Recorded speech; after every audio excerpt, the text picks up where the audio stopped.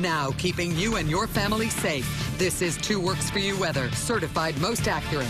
Good afternoon. It was warm, it was humid, and you could kind of feel that moisture in the air. Knew that something was about to happen about 2 o'clock. It did. Take a look at some of the hail images. We've got more that we'll flip and show you at 6 o'clock. This was sent in by Christy Howard in Sapulpa. Quarter-size hail. Your images, send them to weather at KJRH.com. Let's go to Viper 2, and we'll show you the line of showers and thunderstorms. They're not moving very fast. They're going to be dumping some very heavy rainfall, large hail, and what we're concerned about is the potential for a tornado to spin up. Now, we're getting some circles indicating shear winds going in opposite direction in the mid-levels and even in the lower levels, but so far, no tornadoes. We're looking at the western sides of Okfuskee County, just north of I-40, northwest of Boley. That is a stout cell, and southeast of Bristow in Creek County, a very strong thunderstorm that'll be moving up towards the Berry Hill area. It'll be moving in from the southwest. That could contain hail that could be up to 1.5 inches in diameter. Severe thunderstorm warnings in effect for Creek, southern Tulsa County, in through the Broken Arrow area at 101st and 145th.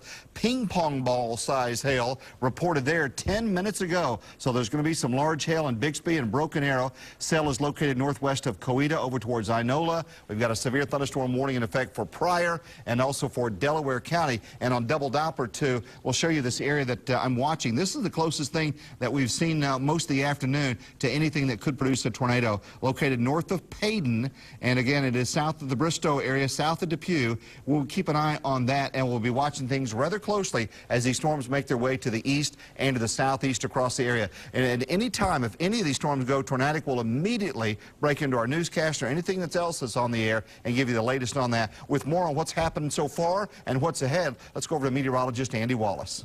Well, Dan, we were able to get some rain here in the metro area, some rain and some hail. A view here on Peoria of the raindrops with some sunshine out there at the same time. These storms basically developed right on top of Tulsa and have continued to develop into that big line and will track to the east and to the southeast throughout the evening hours. Let me show you the front.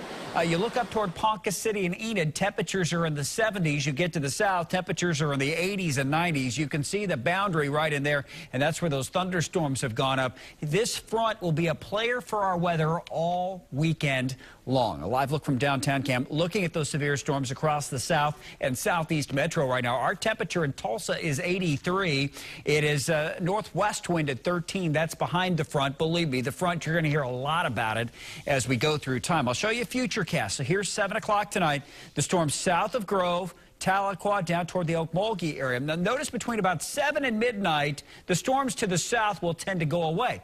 And during the overnight hours, the storms will redevelop north of the front, mainly north of I-44. And some of these storms could be severe, producing large hail, and they could also produce heavy rainfall. Then during the day on Saturday, so now we're to Saturday at 7 o'clock in the morning, we see scattered showers and thunderstorms. I think they're more likely in the morning, a little less likely later in the day. The front, it will push to the south Saturday, but by Sunday, guess what? It lifts right back to the north. This front will be a player all weekend long, just wobbling north and south.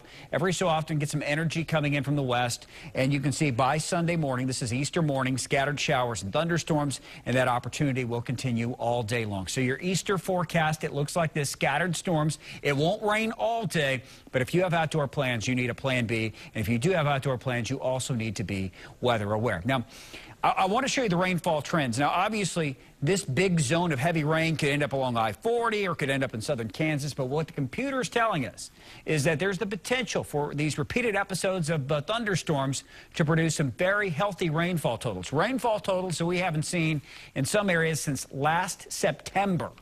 So it does look like a very wet weekend. Won't rain the whole time, but we're going to get some rain out of it. 50s in the north tonight, 60s across the south. The winds turn around behind the front. Scattered showers and thunderstorms tomorrow. A bit cool out there. Still a few 70s in the south, but most of us will be in the 60s coming up for tomorrow afternoon. For the metro, 70 by 10, 58 in the morning, so there's some Saturday morning rain, a few scattered showers and thunderstorms by Saturday afternoon. And then as we go into Sunday, there's Easter with a chance of storms, and Monday a chance of storms, and Tuesday a chance for storms. That front, I'm telling you, it's all about the front. And the front is just going to get here, and it's just going to wiggle back and forth for a while. By Wednesday, the whole thing will push to our east. But this is a pattern we haven't seen in over half a year. Meantime, some pretty significant storms down there, and that's going to be moving towards the metro area. Any storm tonight could produce hail larger than baseball size, winds in excess of 60 miles per hour, and, of course, that tornado threat as well. We need to pay attention, no doubt. That's right. Thanks, Andy.